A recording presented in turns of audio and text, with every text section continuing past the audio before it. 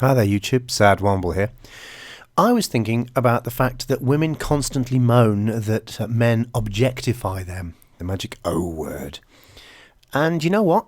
Men do objectify women. There's just no two ways about it.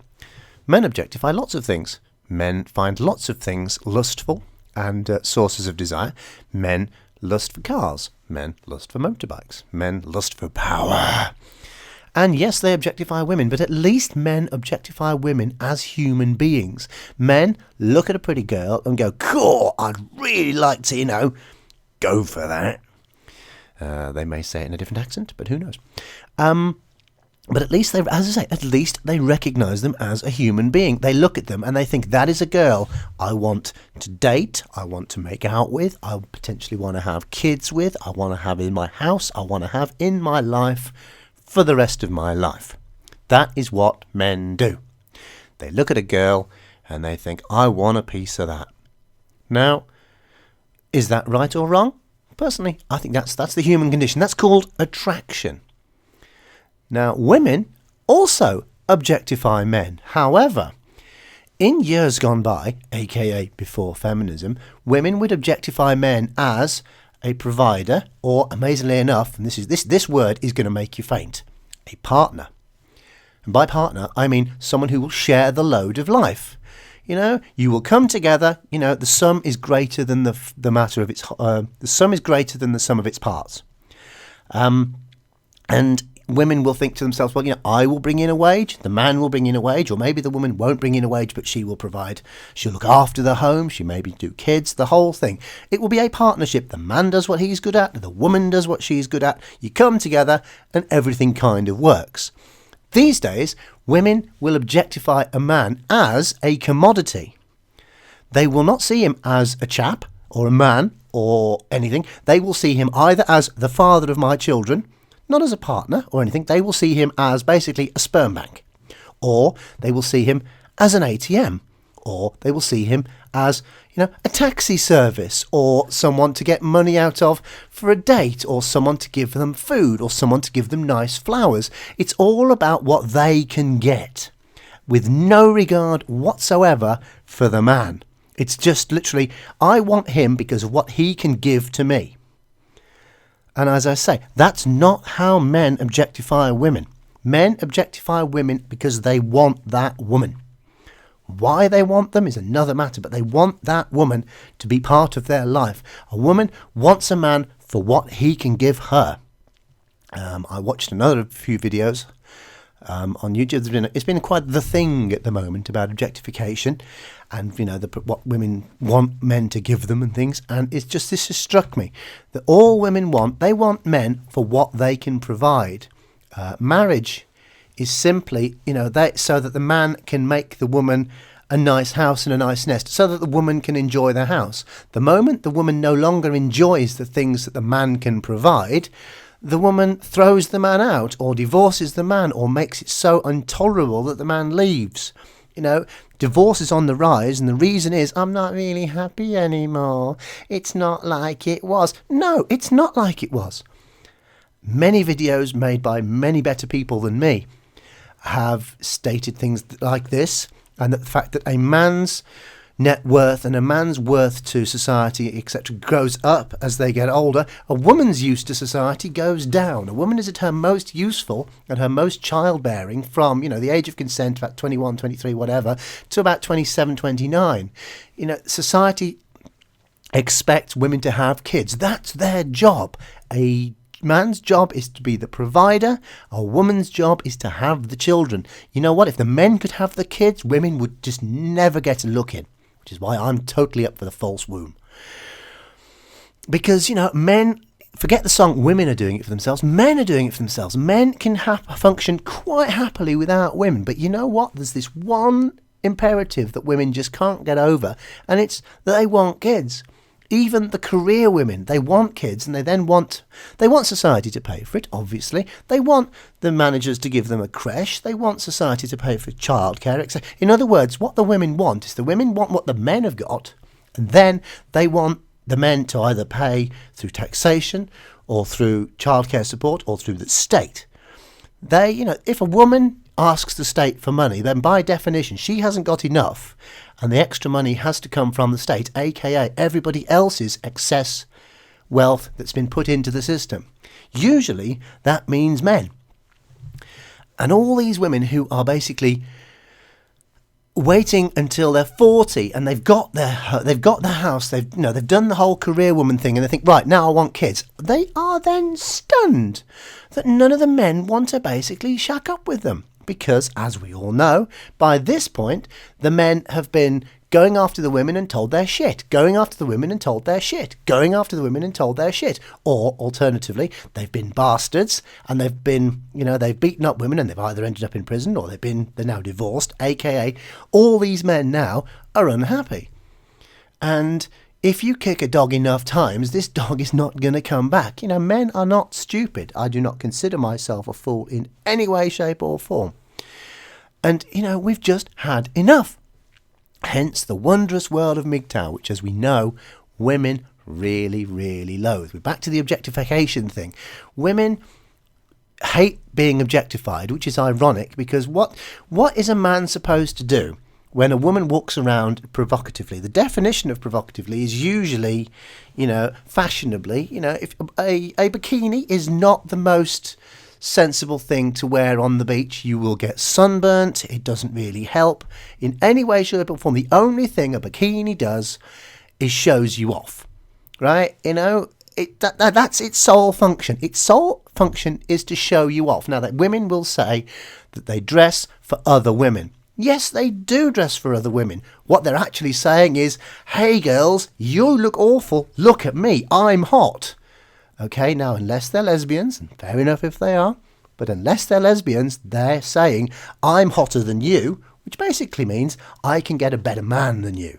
So again, it's all about wanting a man, no matter what they say. And the thing that really annoys women more than anything else is when men don't actually look at them.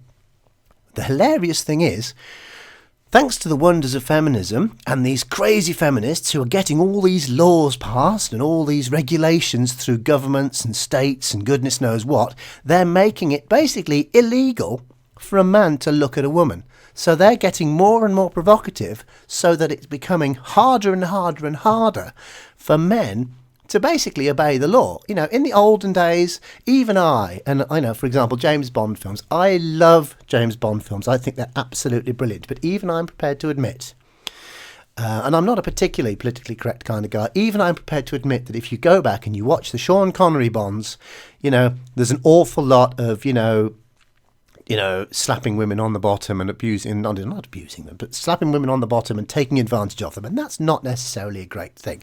However, the women understood it and the women took decisions, and they dressed provocatively. And if a man, came up against them and they didn't like it, they slapped him. And the man went, oh, well, there you go. That was a bad mistake. Everyone has a bit of a laugh. The woman walks off. The man walks off. Everything's fine. Nobody went to prison. Nobody called the police. That's just how society was. Now society is basically where it's a woman, basically, if you walk past the street and a woman is dressed nicely, aka, as we've already said, in a way that is designed to make men go, oh, she's nice. And if a man, goes with that and goes, oh, she's nice, if he makes it even slightly obvious that he's looked at, he's objectifying me. Stop that man. Oh, no. Oh, I'm being looked at. I'm being objectified. I feel raped by his eyes. Oh, no, my sensibilities as a woman have been destroyed. Is the kind of thing you get off feminists. And that's just ridiculous, which is why you now end up with, instead of women, dressing a little bit nicer than they could have done, I'm a big fan of the 80s. I'm an 80s child. I like the whole power dressing thing. This was women saying, in the 80s, I think we had it kind of just about right. Because women were saying, take me seriously. And we did. You had your Dallas and your Dynasty women. Joan Collins as Alexis, she walked around in power suits and she took absolutely no crap. She gave as good as she got, and that's fine. You want to win in a man's world, you have to take a man on at his own game. If you want to win in a man's world and you tie both legs and both arms behind his back, then gag him, blindfold him, and then basically say, I've still got to win, and it's suddenly, it isn't fair.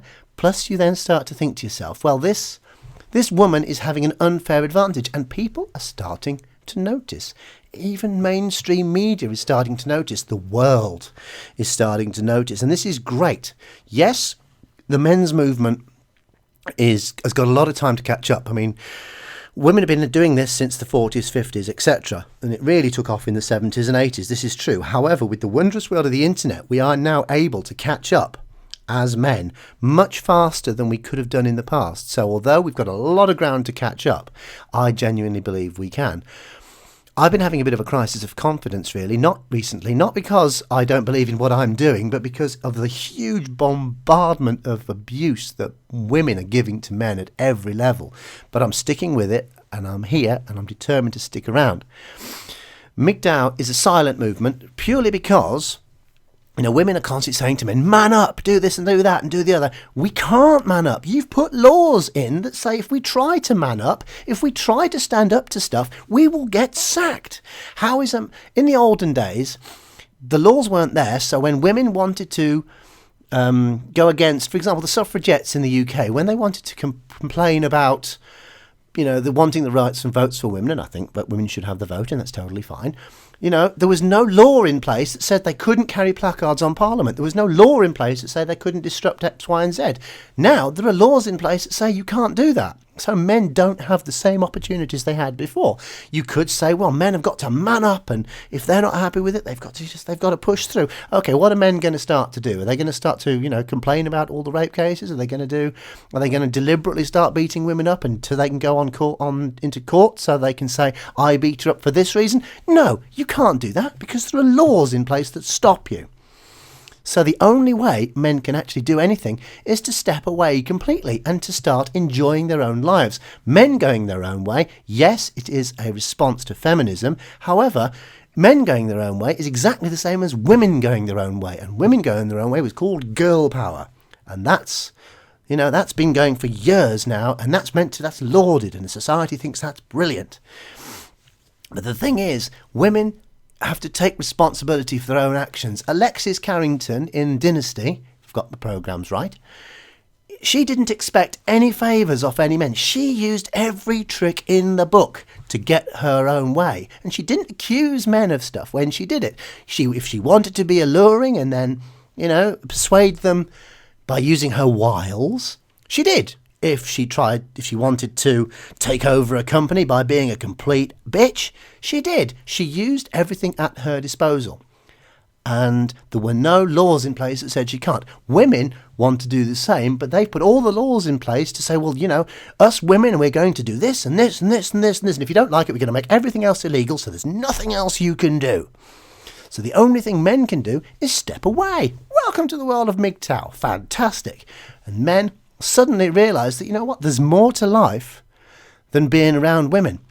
You know, they're quite nice in their way, but if you're as a MGTOW kind of guy and you want to stay in the bed late, or you want to go you suddenly look at yourself and you go, oh, you know, I've got a couple of weeks holidays coming up now. I think I'll go off and do whatever, whether it be skydiving, surfing, hill walking, trekking across Alaska, walking across America, walking from Land's End to John O'Groats in the UK. It doesn't matter. Maybe you want to play with your scale X stick for 3 weeks. It doesn't matter. You can do it. Rather than having a woman going, oh, you're stupid. Okay, well, if a man is stupid for wanting to do what he wants to do, then, you know, what's wrong with saying to a woman, you're stupid because all you want to do is own shoes or have a fancy dress. You know, what's the point? Women have got to be able to take all that they dish up. And until they do, it's MGTOW all the way. Sad Womble, out.